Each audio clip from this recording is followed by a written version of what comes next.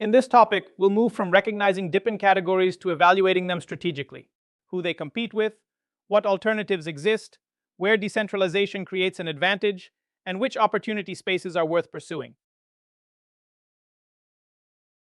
We've already built the foundation: what DePIN is, why it's emerging now, and which sectors it touches. Now the focus shifts from mapping the landscape to judging where opportunities are strongest and most defensible. Market attractiveness in DePIN is never just about software demand. These networks depend on physical assets, local rules, deployment costs, and real operating constraints. Market mapping helps connect supply, demand, assets, regulation, competition, and monetization before judging the opportunity. It shows where value is created, who controls bottlenecks, and whether decentralization actually improves the economics. That way, teams avoid building something technically possible but commercially weak. To analyze any DePIN market, separate the system into 5 parts. Supply is who contributes real-world resources: hardware, locations, bandwidth, compute, data, or energy. Infrastructure is the physical asset base that makes the service possible. Demand is who pays and for what service. Constraints define what can scale, from regulation to density and quality. Finally, value capture shows where revenue, tokens, or fees accrue. A strong market map connects all 5 rather than studying each one in isolation. Begin with the supply side. Who can reliably contribute to the network? Individuals, small businesses, operators, and enterprises all bring different assets and expectations. The asset might be coverage, compute, storage, vehicles, energy, or data, but each one carries real costs: hardware, installation, maintenance, power, bandwidth, permits, insurance, and downtime.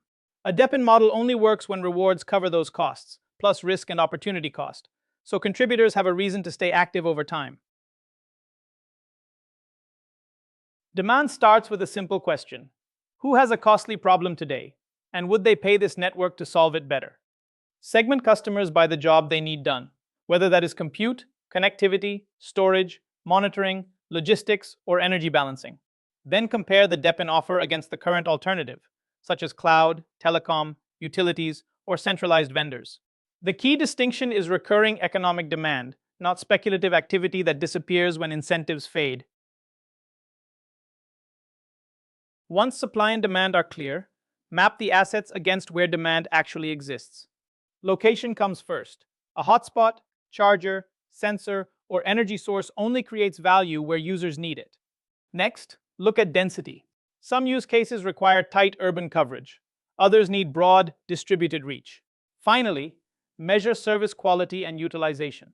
Reliable infrastructure that sits idle is economically weak, while busy assets with poor performance still fail the customer. Go-to-market in DePIN usually involves 2 motions at once. First, the network must recruit supply: operators, installers, resellers, communities, or partners who can deploy and maintain infrastructure. Then it must create demand through developers, APIs, marketplaces, enterprise buyers, or consumer apps. Hardware deployment often makes this harder because logistics, education, installation, and support all add friction. Strong projects find repeatable channels on both sides, so growth does not depend on one-off acquisition. Constraints fall into 2 main categories. Regulatory constraints determine whether a network is allowed to operate, including spectrum rights, energy rules, permits, privacy, and safety. Operational constraints determine whether it can perform reliably, including hardware uptime, maintenance, fraud control, monitoring, and disputes. The key is classification. Is the constraint a blocker, a manageable cost, or a moat that protects disciplined operators from weaker competitors? The value chain helps separate where work happens from where profit is captured. In DePIN, value may begin with hardware, but margins can shift to deployment, protocol coordination, applications, or customer relationships.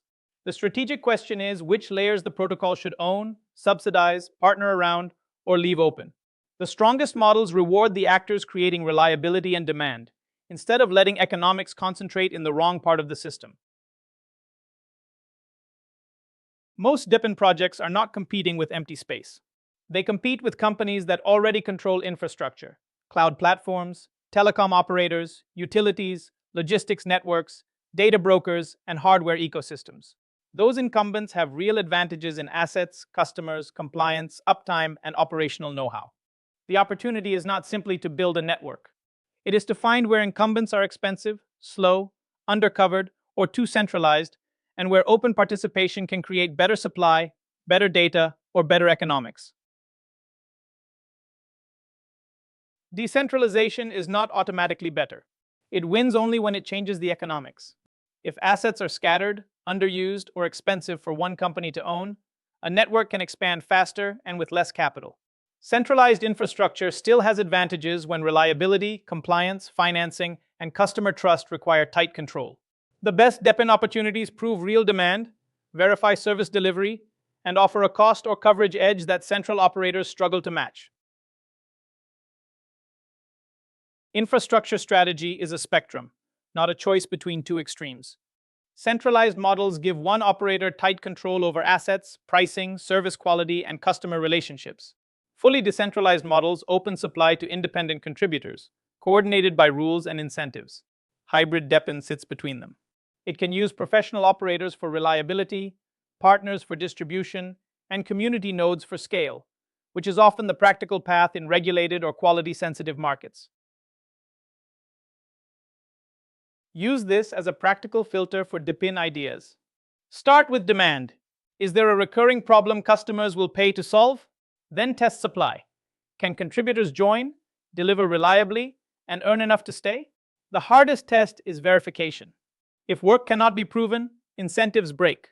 Token rewards should amplify real economics, not hide weak demand. Finally, compare the model against incumbents and regulation. DePIN is strongest when it improves cost, coverage, resilience, or utilization in ways centralized models struggle to match.